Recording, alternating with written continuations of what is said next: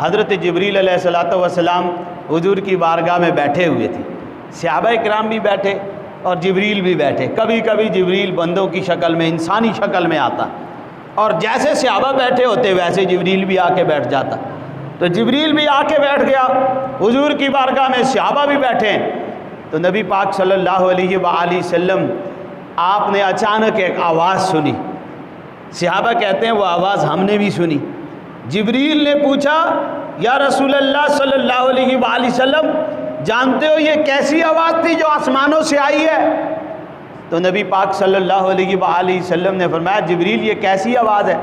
ذرا بتا تو صحیح نا۔ جبریل علیہ الصلوۃ والسلام نے کہا یا رسول اللہ صلی اللہ علیہ وآلہ وسلم، یہ آواز آسمان کے ایک دروازے کے کھلنے کی آواز ہے، یہ آسمان کے ایک دروازے کے کھلنے کی آواز ہے، اور یہ دروازہ آسمان کا آج سے قبل، آج سے پہلے کبھی بھی نہیں کھلا،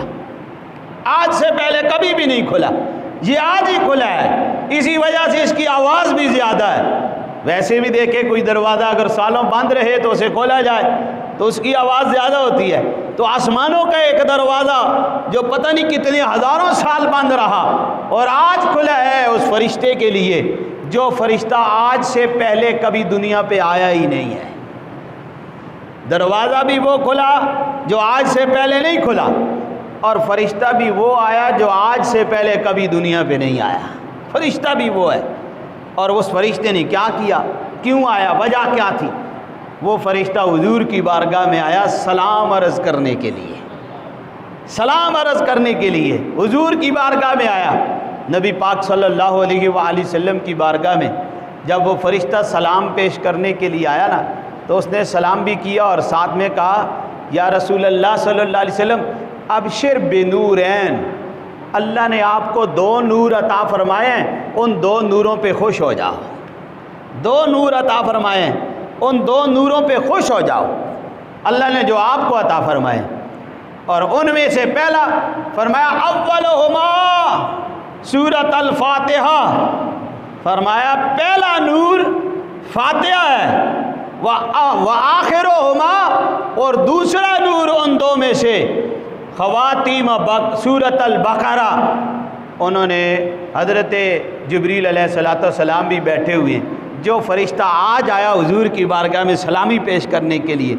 پہلی خوشخبری یہ ہے کہ اللہ نے آپ کو دو نوروں میں سے پہلا نور سورۃ الفاتحہ عطا فرمائی ہے، اور دوسرا نور سورہ بقرہ شریف کی آخری دو آیات مبارکہ ہیں۔ یہی ہم قبر جب تیار ہو جاتی ہے تو تلقین کے طور پر بھی پڑھتے ہیں فاتحہ شریف کو، اور سورہ بقرہ شریف کی آخری جو آیات مبارکہ ہیں ان کو یہ تلقین کے طور پر بھی پڑھی جاتی ہیں، اسی لیے پڑھی جاتی ہیں کہ رب نے یہ نور اپنے نبی کو عطا فرمایا ہے۔ اور یہ بھی اس فرشتے نے، یہ حدیث پاک کے لفظ ہیں کہ اس فرشتے نے کہا کہ یا رسول اللہ صلی اللہ علیہ وسلم یہ ایسا نور ہے جو نور اللہ نے آپ سے پہلے کسی نبی کو بھی نہیں عطا فرمایا، یہ ایسا نور ہے، یعنی سورہ بقرہ شریف اور آخری دو آیات مبارکہ، سورہ فاتحہ شریف اور سورہ بقرہ شریف کی آخری دو آیات مبارکہ، یہ ایسے دو نور ہیں جو اللہ نے آپ کو عطا فرمائے ہیں، آپ کے علاوہ کسی اور کو عطا ہی نہیں فرمائے۔